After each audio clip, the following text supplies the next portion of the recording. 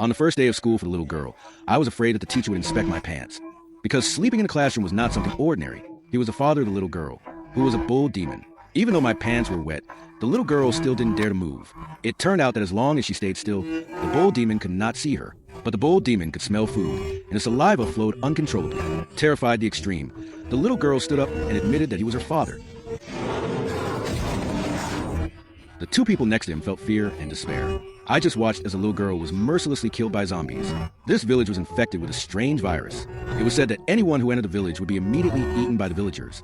The most terrifying among them was the Bull Demon King, the ruler of the zombies. Although the villagers here had lost all humanity, they would not harm anyone without reason. It was said that as long as you were under protection, they would not even touch a single strand of your hair, no matter how frightening and unlucky this village was.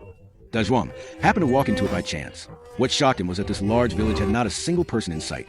Fortunately, he found a house with a light still on. The little girl inside the room looked at him warily. Dajwang was very puzzled. Why was the entire village empty? The little girl told him that all the villagers had turned into zombies and warned him, do not go outside under any circumstances. Then the boy drank milk that had been stored for more than half a month. But Dajwang could not endure it. After taking just a little, he felt so hungry that he could hardly sleep and wanted to go find food. The little girl tried to stop him. However, Dajwang said, no matter what happens, I will get out of here. Suddenly, a strange coughing sound came from outside the door. The little girl was so frightened that she fell to the ground, and Dajwang felt hopeless, forced to stay. The next morning, he could not endure it any longer and decided to leave. But as soon as he stepped outside, he saw a woman standing far away, seemingly chewing on something, and thus a horrifying tragedy began. At the crucial moment, the little girl threw her severed arm far away. Dajwang felt extreme fear and ran away, seeking refuge in an old, ruined classroom. Inside, it seemed the teacher was checking homework. Dajwang tried to ask the teacher for help, but the teacher could not hear him at all. Then he realized that the teacher had already turned into a zombie, though a lingering part of his consciousness had caused him to appear in the classroom. The zombie walked slowly with weak legs. When Dajwang reached the front of the classroom, his whole body trembled, and he was handed a lunchbox placed before him. At that moment, another boy and a little girl arrived. They quickly pulled Dajwang into the classroom and firmly closed all doors and windows. But just as they thought they could breathe safely, a zombie lunged straight in. It was the little girl's own father. All the zombies stood very close. If they did not move, they would not be noticed. No strange zombies were seen. They all sat still at the desks. At that moment, the little girl became violently frightened, and I did not even notice when my pants had gotten wet. However, the Bull Demon King, now a zombie, caught a strange scent.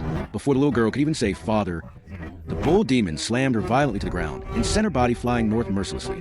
The two people nearby could only watch helplessly as the little girl was killed. They had no idea how much time had passed, and her body was eaten until not a trace remained.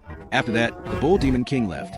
For survival, they had to disguise themselves and blend in with the zombies. But at that moment, a beautiful female zombie noticed them. She slowly approached Dajwang, sniffing carefully. Finding nothing unusual, she withdrew. Not long after, the other boy tried to escape being noticed. He moved quietly among the zombies and coughed lightly. Yet this action caught the eye of the zombie leader in the distance. Suddenly, the zombie leader picked up a 1-meter-long rod near a lamppost to block the boy's path. The boy was so terrified, he could not speak. The leader approached and slowly drank his blood carefully, so no one else would notice. The boy merely raised a severed arm and began to cut it off, eventually losing consciousness. Afterward, the zombie leader turned to look at Dajwang again. Then a strange cough sounded, like a signal. All the zombies charged at Dajwang. He ran desperately, even sprinting as fast as a 100-meter dash. He could not escape the pursuing horde. As the zombies closed in, he fell into a 100-meter deep pit. Soon, all the zombies surrounded him tightly. Dajwang thought this was the end and clasped his hands in prayer. At that moment, the zombie leader grabbed a shield from the dead boy and hurled it at Dajwang.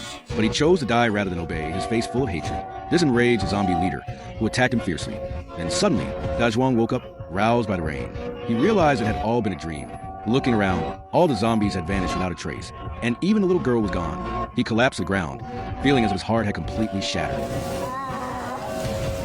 Later, a wound began to glow, and the man looked closer.